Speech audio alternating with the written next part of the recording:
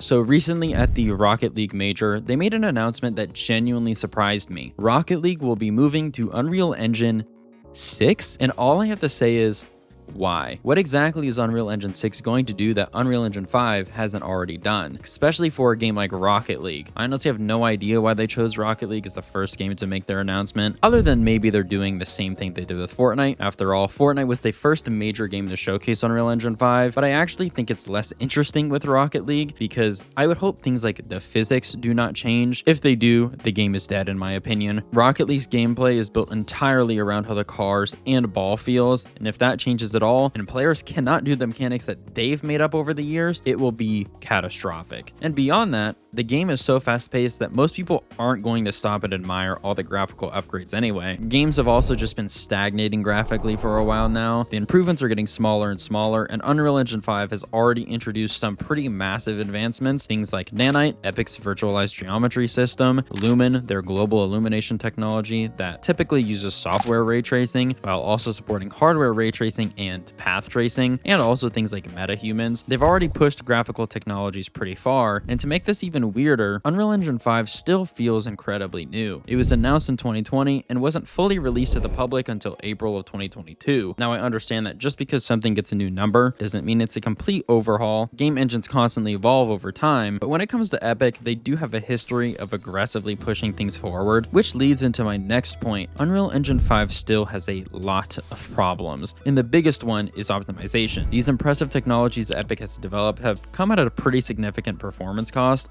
but we already know that. Ever since Unreal Engine 5 launched, games built on the engine have often come with higher than average system requirements and surprisingly poor performance for how they actually look. The engine still has a lot of issues that should probably be addressed before we start talking about anything new, and one of the biggest examples is shader compilation stutter. Now to be fair, that's not exclusive to Unreal Engine, but from my experience, it tends to be far more noticeable in Unreal Engine games than in almost anything else. Most games smooth out over time as shaders get compiled. Even some of the better optimized UE5 titles still do not feel as stable as something like Forza Horizon 6. And yes, I understand that a lot of this comes down to developers. For whatever reason, both small and large studios seem to struggle with optimization when using Unreal. It's incredibly easy to make a game look good in UE5, so developers seem content to stop there and rely on technologies like upscaling and frame generation to make up their differences. The only developers that I can think of that have done a great job with Unreal Engine are Embark Studios. They made both The Finals and Arc Raiders, two of the best optimized Unreal Engine 5 games that I've seen. Now, are they the best looking games? No, but they look more than good enough, and I think most people would take solid performance over a 10% visual improvement any day of the week. Ironically, it's often the bigger studios that have the worst optimization. Our Survival Ascended has been a mess and somehow keeps getting worse. Oblivion Remastered also demands some pretty high-end hardware if you want a consistently good experience, and Borderlands 4 was an absolute mess at launch, and even now it's not that great. A lot of these games just suck performance-wise. I don't really know how else to put it. At best, optimization is passable. At worst, it's barely playable even on the best of hardware. Now, Unreal Engine 6 could simply be Epic focusing on optimizing the technologies they've already created, and honestly, I'd welcome that, but if you're giving it a completely new version number, it's probably going to need some new features to justify the name. And the reality is that the industry just has not fully adapted to Unreal Engine 5 yet. Developers have only been seriously using it for about 4 years, and it's pretty obvious that many teams still need more time to learn the engine and figure out how to get the most out of it. Despite all of its problems though, Unreal Engine 5 can be incredibly impressive when it is used right. It's been a huge advantage for smaller studios. Last year's Game of the Winter, Expedition 33, was made in Unreal Engine 5, and while it's not the most optimized game ever made, it's nowhere near the worst. If developers just had more time, or they simply weren't consistently trying to keep up with Epic's constant changes, we'd probably see more stable games. And honestly, games do not need a graphical leap right now, especially when hardware is more expensive than ever. Most people already struggle to run some of the